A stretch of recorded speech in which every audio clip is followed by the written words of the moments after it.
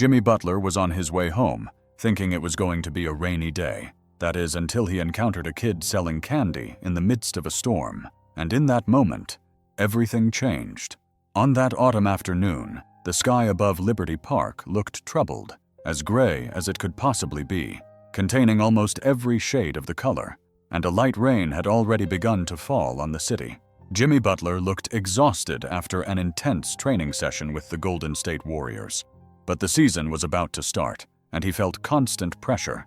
He decided to take a shortcut through a lower middle-class neighborhood to avoid traffic on the freeway, frequently checking his GPS.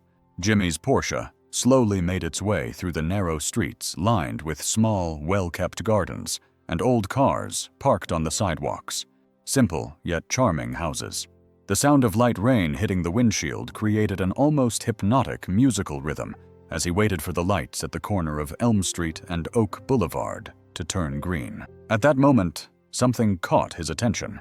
Across the street, a child he guessed to be about 10 years old sat at a small plastic table, determinedly ignoring the rain. The Curry Warriors jersey he was wearing looked a little faded, and ironically too big for his thin body. On the table was a shoebox filled with homemade candies and cookies, and on top of the box was a note written in colored markers that read, "Candy and cookies are only $2. Please take some and help my mom." The boy's gaze revealed not only a sharp determination, but also a maturity beyond his years.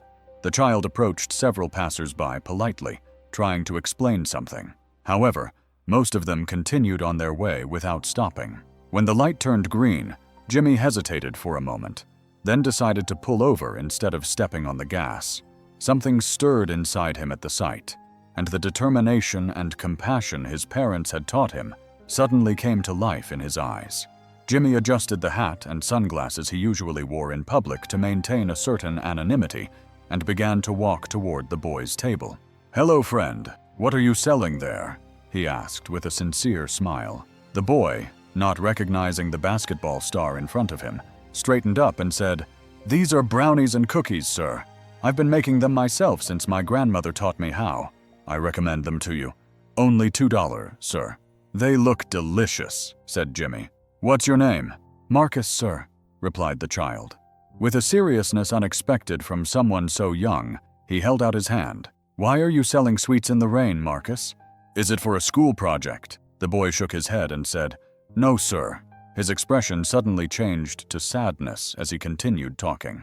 "It's to buy medicine for my mom. She has diabetes, and unfortunately she lost her health insurance when she was fired from her job last month, and her insulin costs almost $300. Marcus tried to explain the situation with impressive candor and continued, "Even though she's working 2 jobs right now, we can barely pay the rent, sir." Butler was speechless at what the child had said, a lump forming in his throat. He continued to listen intently. Marcus proudly showed the box in front of him and said, "My mom is only sleeping 4 hours a night, sir, and I thought I could help her, so I'm selling these candies and cookies at the counter. I've already made $43 in 3 days."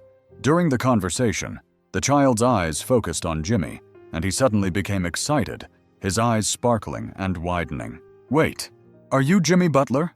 When Jimmy nodded with a smile, Marcus's eyes began to fill with tears. "My mom and I watch all your games.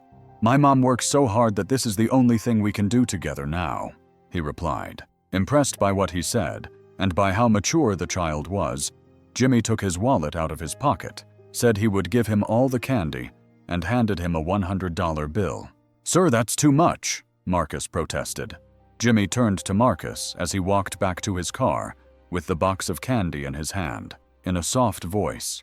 "No, it's not," and took a piece of paper out of his pocket. "Can I have your address and phone number? What you did for your mom is very special, Marcus. It's even more special than all the shots I've ever made. I promise you, I won't just take your candy. Believe me." The rain began to fall harder in Liberty Park. Jimmy saw Marcus examining the $100 bill in the rearview mirror with a confused but happy expression. The 2-bedroom apartment on the 3rd floor was very small, but Tasha Williams had managed to turn it into a home. The pale beige walls were decorated with family photos, and in a prominent place in the living room was a large poster of the Golden State Warriors in a frame. The poster had been found on sale, and given to Marcus as a birthday present. It was almost 8 p.m. There was a knock at the door. Tasha turned the key in the lock. Her blue market uniform was wrinkled from standing on her feet for 12 hours. The 35-year-old woman tried to hide her exhaustion when she saw her son running toward her, but the dark circles under her eyes and her slumped shoulders gave her away. Marcus said, "Mom, you'll never believe this. I'm so excited I could jump. You'll never guess who gave me candy today." Of course, it was Jimmy Butler. Jimmy Butler himself. Tasha hung her worn coat on a hook behind the door and smiled tenderly. "Did I hear that right? Really, dear? What an amazing imagination you have," she replied. Tasha was used to her son's creative stories, which he made up to cheer her up during difficult times. "No, Mom, I'm telling you the truth," Marcus said seriously and convincingly, pulling a $100 bill out of his pocket. "Look, he bought all the candy and gave it to me." The smile on Tasha's face disappeared for a moment and was replaced by a look of genuine concern. "Marcus, where did you get this money?" she asked in a determined and slightly angry voice. She bent down to her son's eye level. "You know you shouldn't take money from strangers." "But it was Jimmy Butler, Mom. He was driving by and stopped to buy me some candy. We talked for a long time. He asked for our address and phone number, and he said he would help us." Tasha took a deep breath. Her face was torn between fear and the hope that something impossible had happened. Meanwhile, a few miles away, in Orinda, Jimmy Butler and his wife Kayla were sitting at a large table in their kitchen. A box of homemade candy and cookies sat open between them. "These aren't bad," Kayla said, trying one of the brownies. "Can I have one too?" Jimmy asked. "So this Marcus kid was selling these candies in the rain to get insulin for his mom?" Jimmy nodded, looking really serious. "I read about this in the news last week," Kayla continued, picking up her tablet. "Millions of Americans are forced to choose between food and medicine. Families with children are among the most affected. The kid was so dignified, you know? He didn't seem like he wanted help. He was just trying to do what he could for his mom." Jimmy thoughtfully turned his phone over in his fingers. "I can do something more meaningful than giving $100. The next morning, Tasha was making herself coffee when my cell phone rang. It was an unknown number. She usually didn't answer because she was afraid it was a bill collector, but something compelled her to answer, and she picked up the phone. "Hello, Tasha Williams. This is Stephen Butler." There was such a long silence on the other end that Jimmy thought the call had been disconnected. "Is this Marcus's number?" "The Warriors jersey number 30. The cup slipped from Tasha's hand and spilled coffee onto the small kitchen counter. "My God, he's right," she whispered to herself, partly in shock, partly embarrassed by her exposed state. "I'd like to visit you today, if possible," Jimmy continued. "This isn't about charity, Tasha. It's about a connection I feel with your son's efforts on your behalf. Can we talk?" A few hours later, Jimmy parked his car near the apartment, trying not to draw attention to himself. No cameras, no entourage, just a man carrying the food his wife had prepared. Tasha opened the door hesitantly, the embarrassment evident on her face. The first conversation had taken place while Marcus watched Jimmy with admiration, and his mother tried to remain calm. Jimmy noticed something on the shelf and asked, "Is that a nursing diploma?" pointing to a document partially hidden behind some books. A mixture of pride and pain appeared on Tasha's face. "I was almost 2 semesters away from finishing when I had to drop out. The expenses, and the times when Marcus needed me." She took a deep breath and said, "I had dreamed of this my whole life. In the end, I became a maid and a cleaner, because these were the only jobs that allowed me to manage my time." Marcus showed Jimmy his school notebook with complex math problems and detailed basketball plays. "He's very smart," Tasha said, her tired face lighting up with motherly love. His teacher said he could skip 2 grades. That afternoon, as they left the apartment, Jimmy Butler was no longer just a basketball star who was impressed by a kid selling candy. He was deeply moved by the dignity of that family, who faced conditions no one should ever have to endure, and he decided to do something meaningful about it. 2 weeks passed in the blink of an eye. In the elegant conference room of the Stephen and Kayla Butler Foundation, the basketball star stood before an oval table surrounded by attentive board members. As charts and graphs flashed across the screens, Jimmy tried to convey his vision with the same intensity he displayed on the court. "We're calling it Beyond the Game," he explained, pointing to the logo projected on the wall. "This program is dedicated to families with children who have shown extraordinary initiative during a medical crisis." Bob Myers, the Warriors' former general manager and current board member, reviewed the detailed proposal and continued. "These scholarships provide professional guidance and mentoring for parents. We want to change lives, not memories." Meanwhile, miles away, Tasha had taken a 20-minute lunch break at the mini-market, which was invaluable to her. Sitting on an upside-down box in the storage room, she scrolled through medical assistance programs on her cracked-screen cell phone, which she had bought years ago.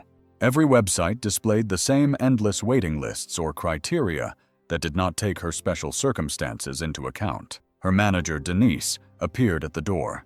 "Tasha, you look really tired," she said. "Maybe you should consider reducing your work hours a bit." Tasha forced a smile. "If only you knew, Denise, that working fewer hours would mean I couldn't pay next month's rent," she muttered. At Liberty Park Elementary School, Ms. Rodriguez watched Marcus with concern from a distance.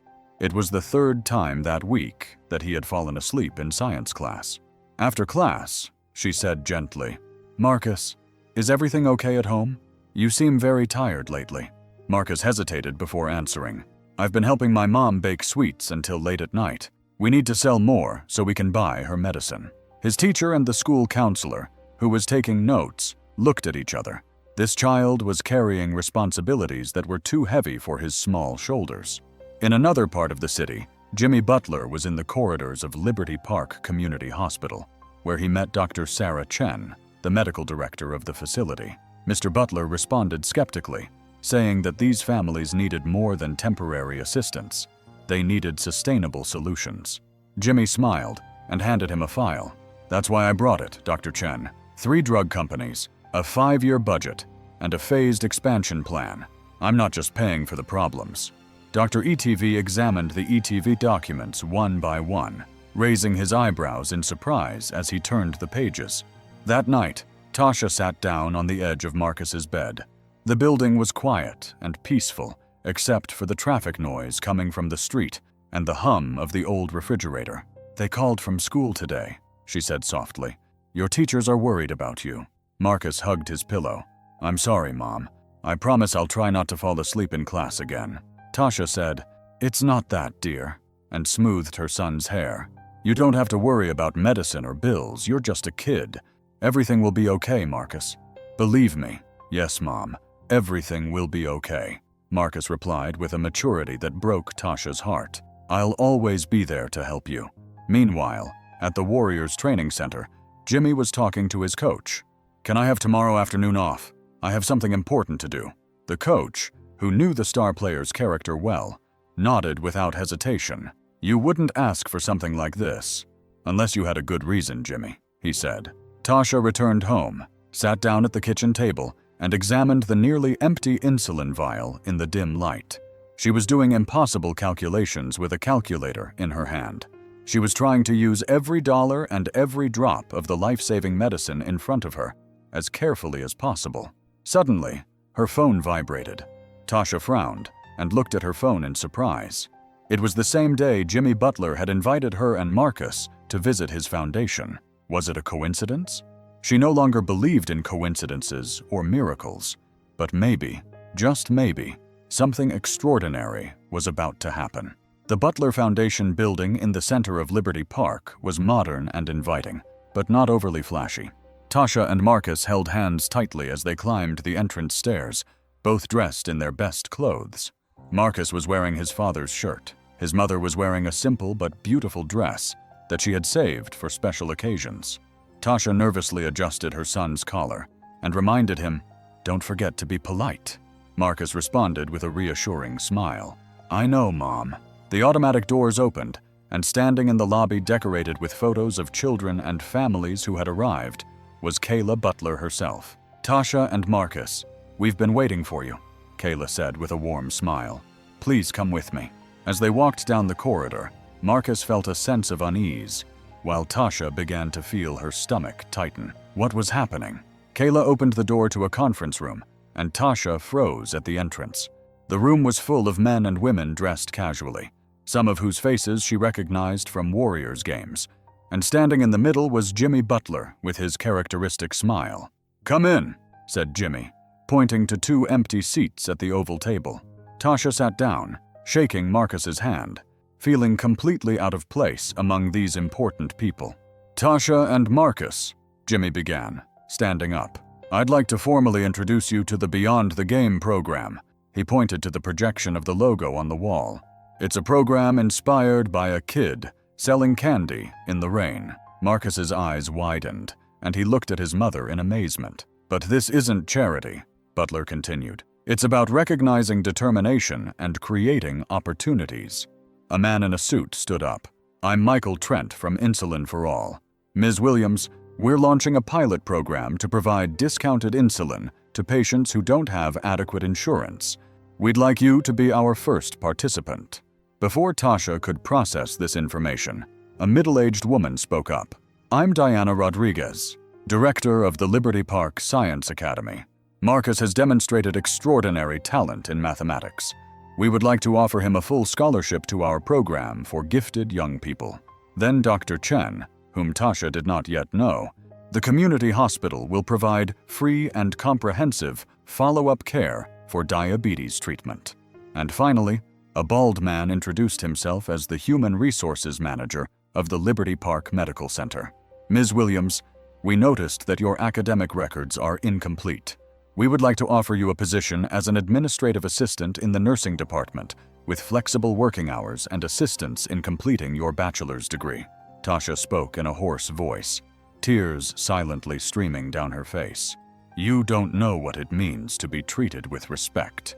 You're not just helping me, you're giving me the chance to build a future through my own efforts. This is a miracle."